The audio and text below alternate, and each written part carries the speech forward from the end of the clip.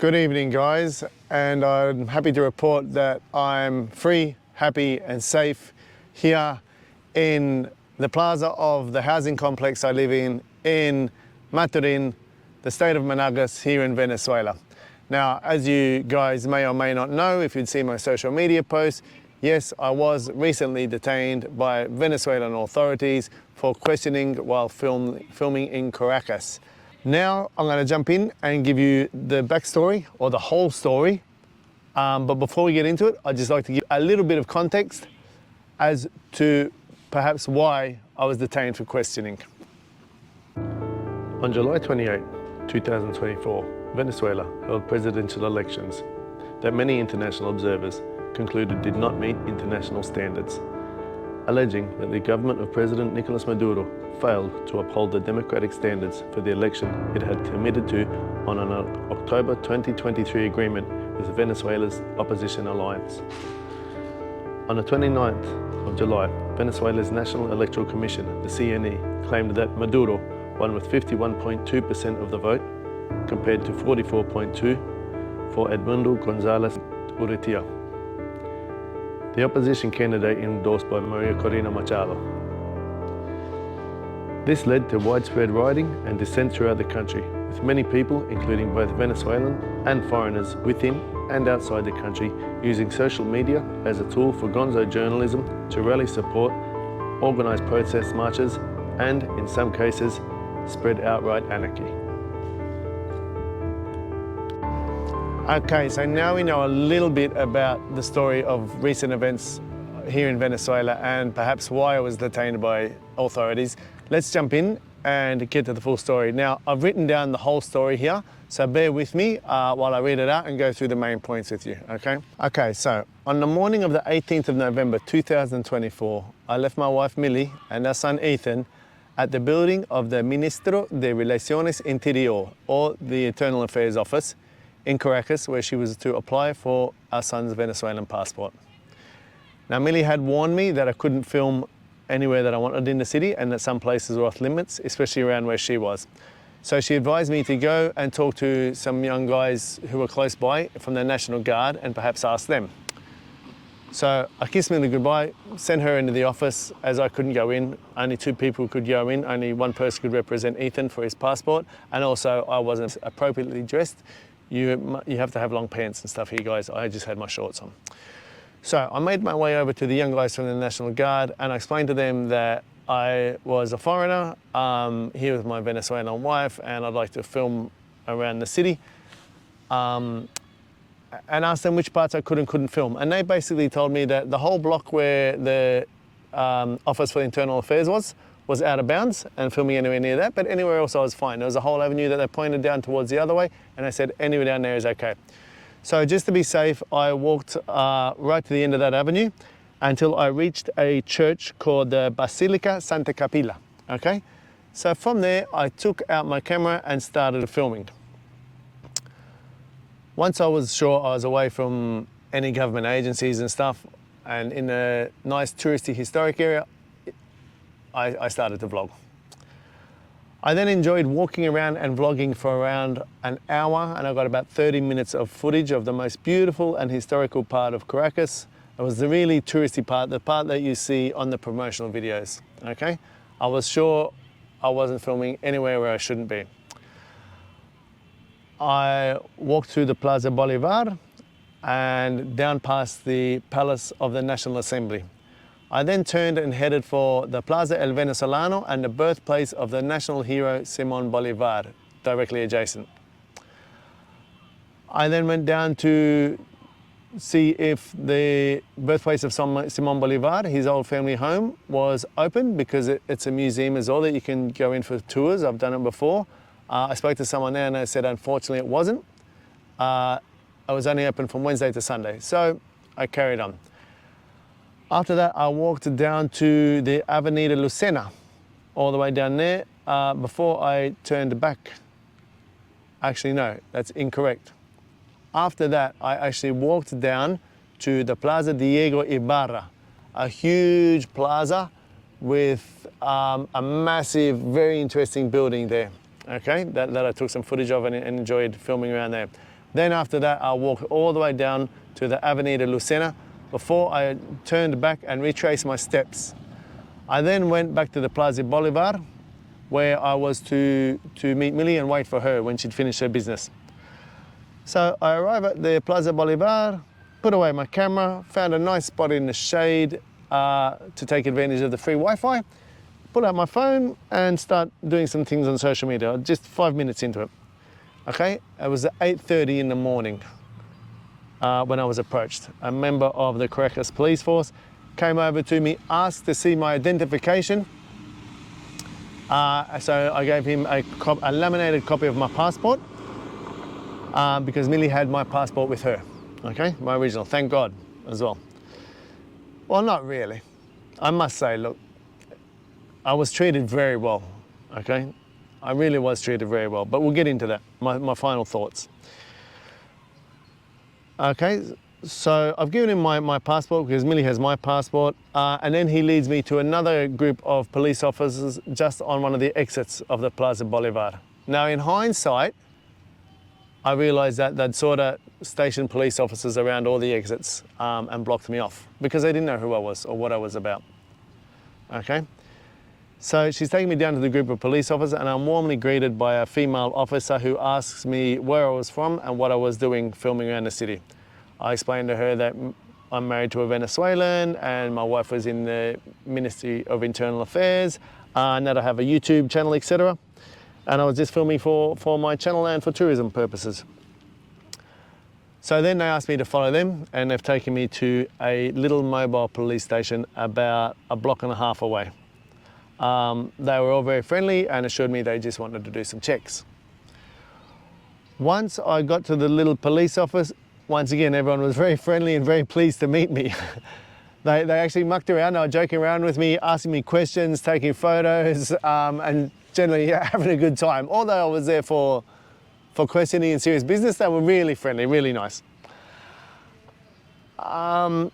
So the lady who greeted me and seemed to be in charge of my handling of my situation reported to her superior, okay, to her superiors to see what they should do, because you've got a lone gringo with a camera strolling around Caracas is not something you see often these days in Venezuela.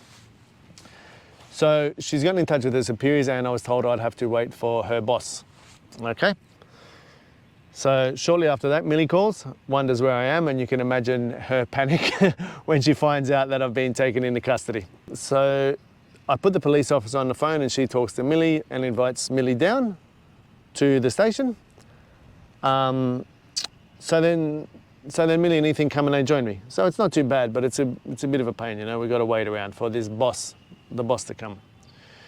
So we wait together as a family until Millie had to leave because she had to check out of the hotel.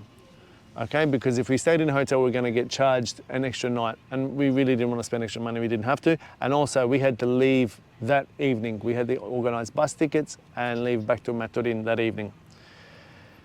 So we're all together, Millie has to leave to get back to the hotel. This is when it starts getting a bit stressful because I've been there an hour or two now by this stage. This is when things become difficult. Not through any bad treatment from the authorities, but like I said, because we had to leave to Maturin that day. And also Millie had to go back and lug one large suitcase, one carry-on, and take Ethan all the way with her, all the way back through the city to the hotel. And then we decided that she would come to the nearest metro station and wait for me there until the police are done with me. We'd then get on the metro, swiftly go to the bus station to buy our tickets, okay, as quickly as we could, and get the hell out of Caracas, because we didn't know how long I was going to be in custody for. Bear with me while I read. So I sit and I wait with the team at the little mobile police depot and we chat some more. They give me some coffee and some biscuits. They even bought me some juice so I could have, you know, something to eat and something to drink while I was waiting. We make small talk and chat and joke and stuff. I even helped them. There were people bringing in like blocks of tiles or something that must have been going to do some work there. So I was helping them move things. It was really nice. It was a really nice time. I can't complain. Actually, no, that was after the boss lady had come. So we haven't reached that part yet where I've sort of started helping out and stuff. So anyway, we're waiting for the boss. Now, by this stage, I know that the boss is a lady because they keep referring to her in the feminine, la jefa, okay? So I'm waiting on this la jefa to come, and I'm sure she's going to be some stern-faced old cow, like a hard old biddy. Well, to my surprise, in comes at around 11:30, I think it was, the heifer arrived, and in comes the loveliest, bright-faced lady with a huge smile on her face who was absolutely thrilled to meet me. La heifer was even nicer than the others. So, however, although I remained positive and was in high spirits, especially because it's the best way to handle a situation like this, the stress was starting to build because we were losing so much time. And I was worried about my wife and son, okay, who were now coming back from the hotel and going to wait at the station. Yeah, that's right. So where we would meet to get the train to get to the bus station, to get a bus to get the hell out. Now, also, the heifers arrived, time's ticking on, and I'm still sitting there, but now I'm faced with another problem. Apparently, La Heifer was not the one to give me the all clear. Okay, and to set me free, to verify who I was and what I was doing. So La Jefa has reported me to her superiors, and I had to wait for another boss to come.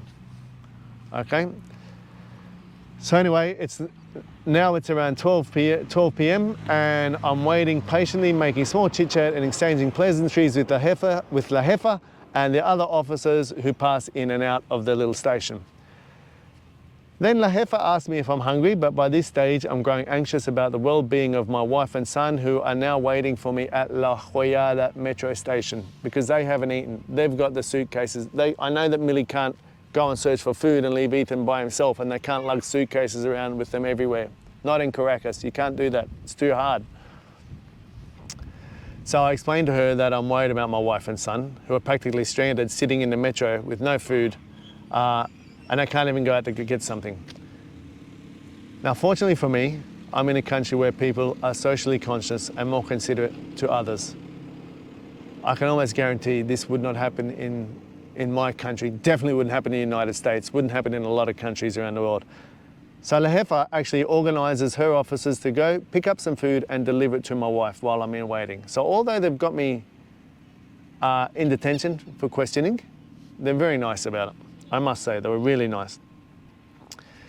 Then about 45 minutes later, after I'd spoken with Millie and confirmed that her and Ethan received some food and had eaten, La Jefa, the boss lady again, asked again if I was hungry. This time I replied, yeah, I was, okay? So then she goes out herself, out onto the street, where a little man was selling food just by the police station, and orders me a little meal as well, a nice hot meal. So I have lunch there in the office while I'm still waiting and waiting, okay? So, but I'm happy, I'm content. There's not much I can do. You gotta be happy in this situation, you know? Like I said, could have been a lot worse. Finally, at around 2 p.m. in the afternoon, she gets off the phone. She actually, the whole time, La Jefa, the boss lady, she'd been trying to get through to her superiors, one or the other. From what I could understand and what I witnessed was she tried to get in contact with one, didn't get back, she tried to chase up. So she was pretty good. She was trying to help me as much as she could in my situation. So finally at around 2 p.m. she gets off the phone and informed me that her boss was coming for me. And I'm expecting some, I don't know, high up police chief or someone who else is curious and wants to know what I'm doing to come down, okay? Then at around 2:30 in the afternoon, some plain-clothed young men with pistols strapped to the side and one with a vest-type apparatus with her phone attached to the front in body cam style came into the small office, shook my hand and introduced themselves. They told me that they were from the Venezuelan military and that they were from counterintelligence, okay? The counterintelligence agency of the Venezuelan military. And they would be taking me away to their boss for questioning. Now it starts getting a bit scary, I'm not gonna lie. They were very cordial, and they were very respectful, and even they were quite friendly. But it was a scary situation to be in. I asked the young man who addressed me to make the call to my wife and explain the situation to her, as he would be able to explain a lot more clearly in Venezuelan Spanish exactly who they were, where they were taking me, and what was happening to my wife, Millie. He happily did so, but his face did change once Millie answered the phone. Now keep in mind that Millie is a Venezuelan, knows her rights, and knew that I had done nothing wrong. So she blasts him, she gives him an earful. And he could hardly fit a word in edgeways. However, once he had finished giving him an earful, he cordially and respectfully explained to her that although he understood her rights, they also had the right to defend the state and the homeland and had to follow protocol. Now by this stage, everyone can see the worry on my face, and I tell them that truthfully, I do feel a little scared, but knowing that I am innocent of any wrongdoing, I'm happy to go along with these guys. And it's not like I have a choice anyway, so it's best to stay calm. Well, okay, so I say goodbye to the heifer and the other officers at the station, and I thank them for treating me so well, and they thank me in return and they wish me well, and assure me that now I have them as friends in Caracas. Now, although these plainclothes guys that came to get me from the counterintelligence agency are very serious and professional, they walk along with me a few city blocks and they make friendly conversation with me about kangaroos, etc. And just small chit chat so I don't feel threatened. They lead me to a big ass black truck with some kind of government military emblem on the side that I would later find out read DGCIM, which is Dirección General de Contrainteligencia Militar, which is the Military Counterintelligence Agency. They drove me through Caracas at speed and led me to a military complex called Fuerte Tiuna, or Fort Tiuna, a huge and rather impressive military base that I'm sure very few tourists have seen the inside of. The experience was actually kind of cool. So anyway, I'm taken into the foyer of an office of a place there is absolutely no escape from and told to wait. And so I wait. One of the guys sits with me to act as a guard, and two of the other guys enter through a door with a biometric thumb reader to some officers. Then one comes out with a small cup of lemonade for me, just to make me feel welcome and you know, calm me down, calm my nerves or what have you. Show me that they're nice guys, you know? And if I haven't done anything wrong, then there's no need for me to worry. So as the hours pass, they go in and out of that door, and they stop and they chit chat by little, asking me various questions about my YouTube channel, what I was filming, etc. What I'd done in Australia, what sort of work I'd done there, and other things like how was life, is it hot there? Yeah, basically getting all the information out of me. Now, the guy who was guarding me also asked me about photos I took of the police, to which I said, no, I didn't take any of the police because I was careful with my camera. I know the rules. I know you're not allowed to film the National Guard. I'm pretty sure you're not allowed to film the police. So I was pretty sure if I did get any police footage with my GoPro, maybe they were off in the background, like on the side or whatever, but intentionally I didn't film any police. But then he replies, no, on your telephone. And that's when I remember, oh shit, yeah. So when I was taking photos with the ladies in the police station, they're all mucking around with me, I told them, yeah, take with my phone as well. And these guys knew, so the police officers must have coughed up and admitted that they took photos, because they're not really meant to take photos, I don't think, you know, of themselves. So you're not allowed, apparently you're not allowed to take photos of the police or the National Guard, but they're the ones taking photos. So I probably wasn't meant to have those photos. So I give him my phone, okay, and they look, and he shows the other guys, he shows his colleagues, and they smirk and they shake their heads, they have a bit of a chuckle, and then they give my phone back. Now a little bit later I open my phone and go into my photos, and I notice that those photos have been completely deleted. So while they had my phone, they've deleted those photos as well. Shouldn't have been there. Fair enough, okay. I don't want any trouble, no worries. That's the least of my worries at this stage. So after an hour or so, I really need to pee. So they take me through the the glass door with the biometric lock. And that's when I see that inside are just officers. No torture chambers, nothing scary like that, you know, just officers.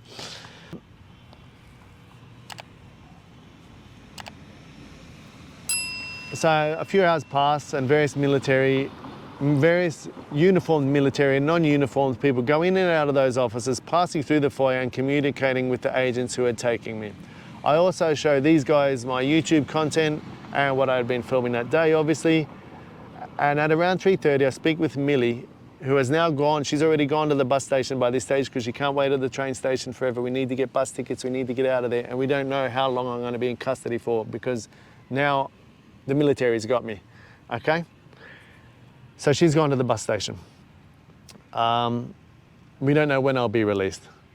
But this is where things get hard as well. So she puts Ethan on the phone, my son, and he's scared, he's crying, because he doesn't know what's going to happen to Daddy, okay? So I assure him that it's okay, no one's going to hurt Daddy, everything will be all right, okay? Just bear with me, I'm going to try and put my light on my GoPro. It's running out of battery, but we'll give it a go. There we are, okay. If it stays on, here's hoping. It is, I think the light's running out of battery. So, Ethan's upset and crying. I assure him that Daddy's going to be okay, and there goes the light. I assure him that it's going to be okay. But look, it's getting late in the afternoon now, you know, it's 3:30. I've been with the police since 8:30, then handed over to these guys. It's a long time for someone who's just innocently filming around the touristy, historic part of the city. So I'm starting to lose patience, but what can I do, you know? So I say to Millie, I say, look, yeah, I'm going to talk with these guys. I have to talk with them. So I wait about 10 minutes, maybe 15. You know, I wait a little bit longer, and I turn to the guy guarding me, and I say in Spanish, I say, so what's happening? Okay? I tell him that this is becoming too much now. I explain to him in Spanish. I said, you got me here waiting, and I've done nothing wrong. And I remind him that we have to get the bus back to Maturin, and it's getting late. I plead with him to have a heart, and I explain that my wife is stressing out, my son is crying and scared, and I too, I'm becoming a little bit scared. I explained to him that anything that I film in Venezuela is purely positive and for the benefit of the country. I tell them that I understand there is a protocol they must follow, but this is becoming too much.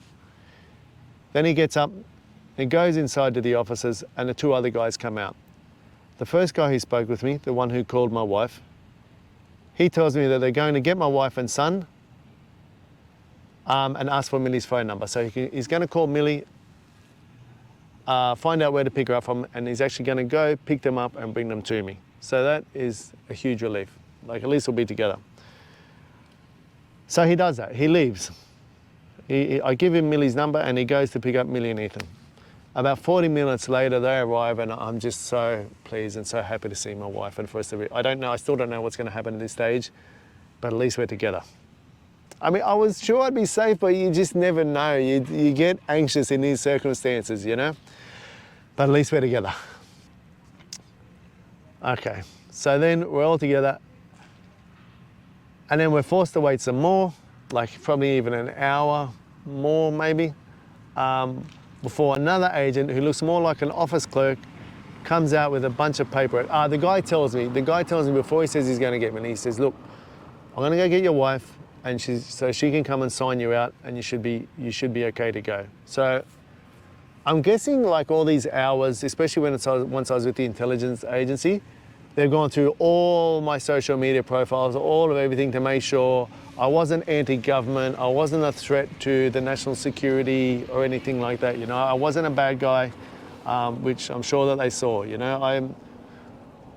I'm not interested in the politics of Venezuela or who's wrong or who's right or anything. I just want to have a happy, stable life here with my family. So, where are we? Yeah, about an hour or so later, another officer that looks more like an office clerk, he comes out with a bunch of paperwork for us to sign. And they're mostly copies of my identification, which I had to sign, date, and put my little thumbprints. They inked my thumb and I had to put my thumbprints on. And there's another document that they wanted to make sure that I read and understood properly before I signed. Now, Millie was given the same documents, and she had to sign as well and give her copies of her identification, again with her thumbprints, and she had the same document as well. Now, I had to make sure that Millie's document was the exact same as mine, the one we had to read and understand. Millie breezed through hers, obviously because her Spanish is a lot better. So she's read it all, and I've read mine slowly and made sure that I understood it as best as I could. And then once I did read it, I found out and double checked that it was nothing more than, it was just a statement to state that I had not been treated badly according to the international laws of detention, because there's laws they have to follow. So I had to sign and say that these guys had not maltreated me according to international laws. So obviously I was happy to sign that and get the hell out of there. So we signed that one, and then we had to wait a little bit more. They take the documents into the offices again. I still haven't been given back my identification, and by this stage they've got Millie's identification as well, obviously, because she's arrived to the army fort, the military fort, they've taken her identification. Obviously they're doing all sorts of checks on everything. So, we're waiting, and then the clerky looking guy the office clerk looking guy comes out again, asks me to go back into the offices, and he wants to take a photo. He takes a photo of me with a mobile phone, and then that's it. We go out and we wait again, sit down and wait again. Then finally, the guy who first introduced himself to me at the police office, the guy who spoke to Millie, the guy who went to pick up Millie, he comes out, gives us back our identification. Thank God. But we're not out of there yet. They've still got to take us, we've still got to get out of the military base. Now, these guys were kind enough to drive us back to the bus station where we had to be. So I really can't complain. Look, so anyway, they speed us through Caracas. We drop them off at the bus station. We say like a friendly goodbye. I shake the guys' hands. They wish me well. They tell me that they'll see me on TikTok, and we're on our way. Now, my thoughts on the situation. What can I say? Look, I think, given the circumstances of what's happening in the country, you see, because a lot of so-called influencers and social media personalities after the recent elections, they used their platforms to incite violence, to incite riots. And a lot of those people were foreigners like me, and a lot of were Venezuelans living in and out of the country both. And it caused a lot of headaches. Now, people can scream about repression or not having rights as much as they want, but look, even I know, if in Australia, you block off the streets and you take tyres out on the streets and you set them on fire and you block off the main highways, and you film yourself doing it on social media and putting it on TikTok, etc., the police are going to find it and they're going to come and arrest you. So it's the same here. And especially when people are inciting violence and riots, etc., okay? So that's why poor people like me had to go through what I went through, okay? I got to tell you, they were all really nice. I can promise you, if this was United States, it would have been a very different story. It would have been down to sit down, shut up and not move until they'd gone through their due course, okay? No one would have been friendly. No one would have wanted to be my friends. They wouldn't have been taking photos and joking about the female officers falling in love with me and talking about coming to Australia, that's for sure. I would have been very lucky if I was served a coffee and some biscuits, you know, and given a nice meal. They were all super nice. I can't complain. I was blessed that this happened in Venezuela, where the people really are. I've been telling you guys, so warm and so friendly. So, you know, a lot of people, look, I'm not going to lie, it hurt. It left a bad taste in my mouth for about a day or two, because I felt like, you know, anything I film here, it's true, is only for the benefit. I love Venezuela. I love being here. I love my wife. I've always loved Venezuela. I think it's a fantastic country, and it's the people that make it, you know. So I felt a bit heartbroken. I felt a bit like, come on, man, I'm just trying to show the good things of the country, and this is how you treat me. Like, it hurt a little bit. But then when I reflected, I thought, you know what? It was just due course. It's because of everything. It's because of these other boneheads that have used social media to incite violence, to incite riots, etc. Like it's a question of national security. And also I was filming in some historic areas, you know, I'm a whitey, they don't know what sort of, I could have been some crazy American that wanted to bomb the place or whatever, you know. So I understand. And as I said, I can't complain on how I was treated. It was actually really cool. It was actually a really fun time, especially with the police ladies and stuff. It was just interesting and fun to see. And even being taken to the military fort, like, yeah, it was a bit scary at first, but they made sure I wasn't scared. They treated me very well. Yeah, it was professional, it was serious, you know, I had a guard by me, they had to follow their protocol. But I don't think, considering I was being held in a military base, I don't think I could have asked to be treated any better. Like, there's no way I would have received that same treatment in Australia. I mean, the police went and delivered food to my wife, you know? They made sure I wasn't hungry. Not only, I mean, and they wasn't just doing the basics, they went above and beyond. So, look, as the whole ordeal, has it turned me off from living in Venezuela? Am I going to run back to Australia? Hell no. It's made me appreciate more the Venezuelans, the people here and how they are. How even though they have to follow their rules and their own protocols, etc., and look after their home country, they're really nice about it. They were so good. So look, that's it. That's the story of how I was detained in Caracas. I wasn't arrested. There was no unfair treatment. As a lot of people already on TikTok, you know, a lot of Venezuelans that aren't happy with the situation, the political situation in the country, they're looking for dirt, you know, but there is no dirt. I'm sorry, but there is no dirt. They done what they had to do. They done it in the nicest way. Maybe I was kept a little bit longer than I should have. Look, even people here are asking, well, you know, why did the police escalate it to such a level when they could have just seen that I was a simple tourist? But look, given recent events, maybe that's what they have to do, you know? They're looking after their homeland as well. So, like I said, they don't know who the hell I am. So all the checks were done. They obviously went through all my social media, found out I wasn't a threat, found out I wasn't against the country or the government or anything like that. And, you know, none of that is my concern.